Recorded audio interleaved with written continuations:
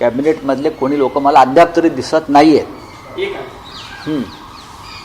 Sir, पण पुढील 15 दिवसांमध्ये एक मोठा अत्यंत घाणेरडा विधी या ठिकाणी होणार होता. होय, याची जाणीव पोलिसांना झाली, त्यानंतर हे केलं गेलं. काही नरबळी काही अशा प्रकारे होते. नाही बघा की हे सरकार आणण्यासाठी किंवा शिवसेना फोडण्यासाठी, शिवसेनेचं सरकार पडण्यासाठी त्याआधी असं म्हटलं जातं की अंधश्रद्धेतले असे असंख्य अघोरी विधी करण्यात आले. आता आम्ही हे मानत नाही. सगळे अनेक प्रकारचे विधी करण्यात आले.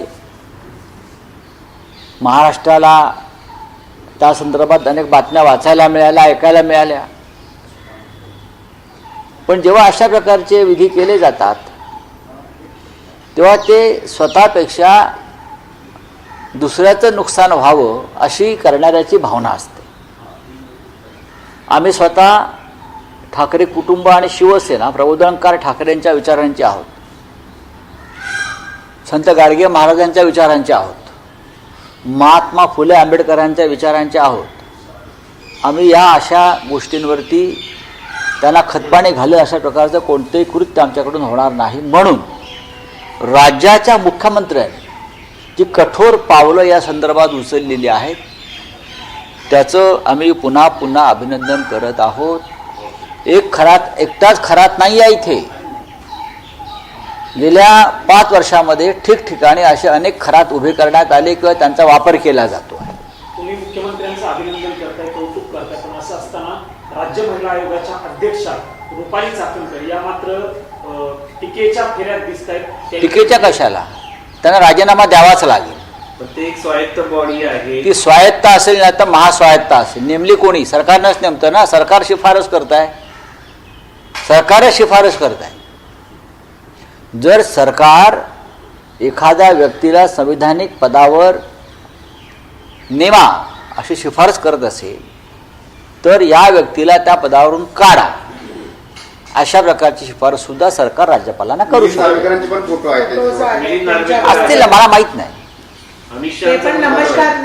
हे पहा की मी असं म्हणतोय की कारवाई केल्याबद्दल मी अभिनंदन करतोय.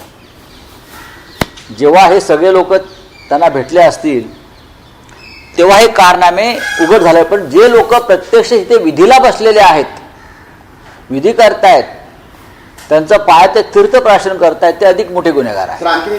अजित पवार यांच्या घराच्या बाहेर काही दिवसापूर्वी, काही महिन्यात बघा ह्याविषयी त्याचा याचा काय संबंध आहे? बघा मी याच्याविषयी मत व्यक्त करणं हे बरोबर नाही. आम्ही स्वतः प्रबोधनकार ठाकरे यांच्या विचारांचे वारसदार आहोत. कोणत्याही प्रकारची अंधश्रद्धा आम्ही पाळत नाही, मान्य करत नाही. आपल्या राज्यामध्ये अंधश्रद्धा निर्मूलन कायदा लागू झालेला आहे. अंधश्रद्धा निर्मूलन कायद्याने या सगळ्या प्रकरणातल्या आरोपींवरती आणि आरोपींना मदत करणाऱ्या व्यक्तींवरती कारवाई व्हावी अशी आमची भूमिका आहे. सर, चाकणकरांचा राजीनामाचा उल्लेख तुम्ही आता केला, पण राजीनामा मागच्या 2 दिवसांपासून मागणी होतीये. मग त्यांच्यावरती किंवा मुख्यमंत्री एकीकडे पाळंमुळं करण्यासाठी 20 दिवसापासून मला मुख्यमंत्र्यांच्या कार्यपद्धतीविषयी कल्पना आहे. ते गाफील ठेवून मारतात. त्यांचा राजीनामा हा महाराष्ट्राच्या सामाजिक प्रतिष्ठेसाठी घ्यावाच लागेल आणि मुख्यमंत्री घेतील. पण तो सुनेत्राताई पवारांच्या माध्यमातूनच घेतला जाईल, हे पण तुम्हाला मी सांगतो. खराट हे जे आहे एक ठिकाणी वेगळे जे आरोप